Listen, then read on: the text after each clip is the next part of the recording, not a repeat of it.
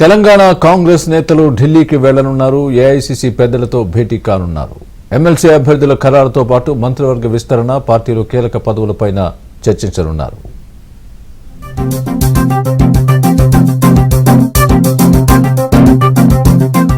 పదవుల భర్తీ భవిష్యత్ కార్యాచరణపై ఏఐసీసీ పెద్దలతో కాంగ్రెస్ నేతలు చర్చించే అవకాశం ఉంది.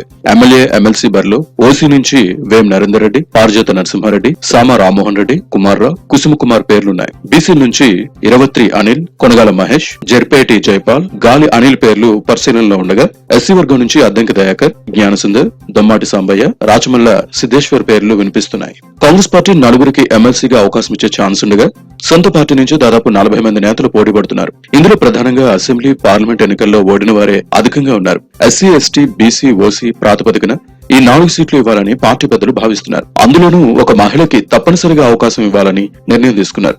అసెంబ్లీ, పార్లమెంట్ ఎన్నికల్లో ఓడిన వారికి మళ్లీ అవకాశం ఇవ్వకూడదని నిబంధన పెడితే సంపత్ కుమార్ పేరు లేకుండా పోయే అవకాశం ఉంది.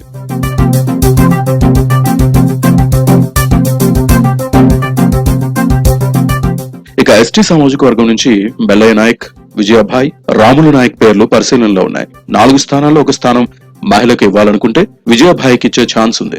అనేక సామాజిక విషయాలపై బెల్లయ్య నాయక్ కు పట్టు ఉండడంతో బెల్లయ్య నాయక్ కు ఎమ్మెల్సీ ఇస్తే ప్రభుత్వ వాదనను గట్టిగా వినిపిస్తారని పార్టీ నేతలు భావిస్తున్నారు. ఇక రాములు నాయక్ బీఆర్ఎస్ నుంచి సిట్టింగ్ ఎమ్మెల్సీగా ఉండి కాంగ్రెస్ లో చేరినప్పటికీ ఆయనకు పార్టీలో పెద్దగా ప్రాధాన్యత ఇవ్వలేదు. దీంతో ఈసారి జాబితాలో రాములు నాయక్ పేరు చేర్చారు. ఎమ్మెల్యే కోట ఎమ్మెల్సీ అభ్యర్థులను ఈ నెల 9వ తేదీన ప్రకటిస్తామని పిసిసి అధ్యక్షుడు మహేష్ కుమార్ గౌడ్ వెల్లడించారు. రేపు ఢిల్లీలో ఎమ్మెల్సీ అభ్యర్థులపై చర్చించి ఏఐసీసీకి అందజేస్తామని తెలిపారు. ఇప్పటికే ఎమ్మెల్సీ పదవులను ఆశిస్తున్న నాయకుల జాబితా రాష్ట్ర వ్యవహారాల ఇన్ఛార్జ్ మీనాక్షి నటరాజన్ కు అందజేసినట్లు పిసిసి అధ్యక్షుడు మహేష్ కుమార్ గౌడ్ వివరించారు. మిత్రపక్షం సిపిఐ ఒక ఎమ్మెల్సీని అడుగుతోందని, ఆ విషయమే ఏఐసీసీ తుది నిర్ణయం తీసుకోవాల్సిందని ఆయన స్పష్టం చేశారు.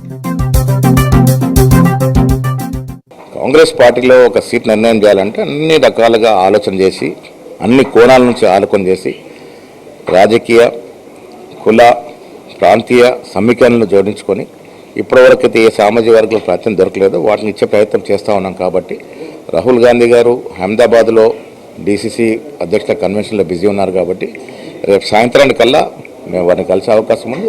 ఈ ఎమ్మెల్సీ ఎన్నిక ఒక కొలిక్కి వచ్చే అవకాశం ఉంది. ఇదిలా ఉంటే ఎమ్మెల్సీ అభ్యర్థుల ఎంపిక కాంగ్రెస్ పార్టీకి తలనొప్పిగా మారిందట. ఎవరి పేరు చెబితే ఎవరు ఏమనుకుంటారోనని పార్టీ నేతలు సైలెంట్ గా ఉంటున్నారు.